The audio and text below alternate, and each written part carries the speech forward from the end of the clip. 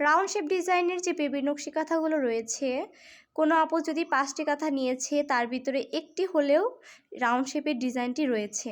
কাঁথাটি এত সুন্দর যা আপনারা দেখলেই বুঝতে পারবেন। এই কাঁথাগুলো আপনারা নিজে নিজে আর্ট করতে পারবেন। দেখা যায় যে অনেক আপু সেলাই জানেন কিন্তু পছন্দ মতো আর্ট জানেন না, তারা এই ভিডিওটি দেখে আর্ট শিখে নিতে পারেন। ফার্স্টে আমরা রাউন্ড শেপের ক্ষেত্রে মাঝখানে একটি বিন্দু নিয়েছি, একদম চারপাশে একই মাপ রেখেছি এবং সেইটি অনুযায়ী একটি ফুলের শেপ দিয়ে নিয়েছি। আপনারা আপনাদের পছন্দ মতো যে কোনো একটা ফুলের শেপ দিতে পারবেন।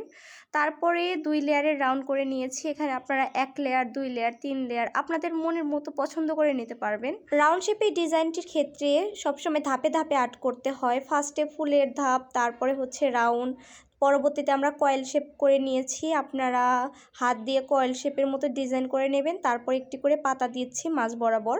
পাতাটাও আপনারা আপনাদের পছন্দ মতো দিতে পারবেন। এখানে পাতার কালেকশনটা শেষ করে আবার আরেকটি রাউন্ড শেপ দিয়ে নেব, যাতে জিনিসটা আরও বাড়ানো যায়, কেননা একটি কাঁথার মাপ অনুসারে সেই রাউন্ডটা দিলে আরও সুন্দর লাগবে। একটি রাউন্ড দেব না, এখানে 2টি রাউন্ড দিলে ভালো লাগবে। এখানে আমরা ভরাট সেলাই কম্বিনেশন করে কাঁথাটি তৈরি করব, সেই জন্য ভরাটের জন্য 8টি আমাদের করতে হবে। আমরা 2 পাশে 2 লেয়ারের রাউন্ডটা দিয়ে নিলাম।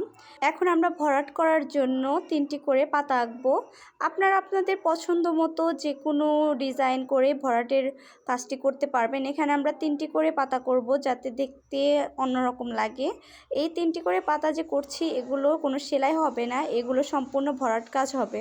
পাতা ভরাট করার জন্য আমরা 2 ইঞ্চি করে জায়গা ফাঁকা রাখছি। আপনারা একটু দূরত্বতা বজায় রেখে বা একটু চেপা করে দিতে পারবেন, এটি আপনাদের পছন্দ মতো আপনারা করতে পারবেন।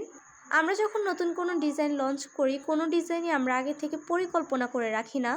ডিজাইনগুলো যখন আমরা কাজ শুরু করি, দেখা যায় যে কোথায় কি দিতে হবে, কোথায় কি দিলে ভালো লাগবে, আস্তে আস্তে আমরা তখন পরিকল্পনা করে বের করি এবং কাঁথাটি আর্ট করে নিত্য নতুন ডিজাইনগুলো আপনাদের কাছে প্রেজেন্টেশন করি। এখানে আমরা ভরাট কাজের যে পাতাগুলো দিয়েছি এগুলো আপনারা একটি ইউ শেপ করে দিয়েছি, আপনারা পাতার মতো করে দিতে পারবেন, এটি আপনাদের পছন্দ মতো দিতে পারবেন। আমাদের যেহেতু একাধিক অনেক কাঁথা তৈরি করতে হয়, সব কাঁথাতে তো এক না, আমরা এক একটা কাঁথার ডিজাইন এক এক রকমভাবে করে থাকি।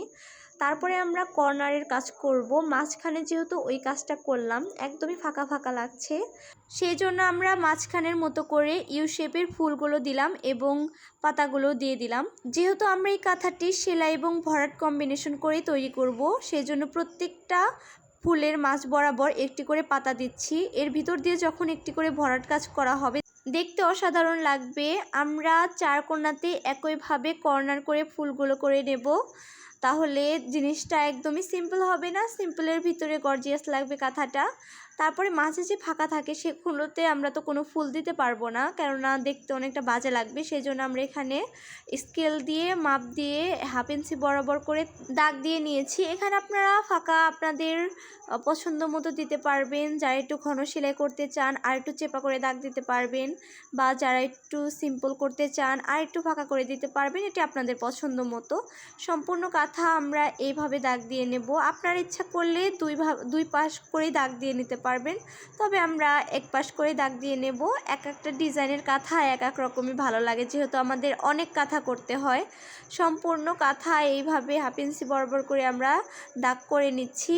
শুধু এই যে ফুলের কাজগুলো যে সেই সাইডগুলো বাদ রাখছি। এখন আমরা আমাদের মাপ অনুসারে প্রত্যেকটা দাগের ভিতর দিয়ে একটি করে চিহ্ন দিচ্ছি। এই চিহ্ন অনুযায়ী একটি করে চেন সেলাই দেব। সম্পূর্ণ কাঁথাটি রেডি।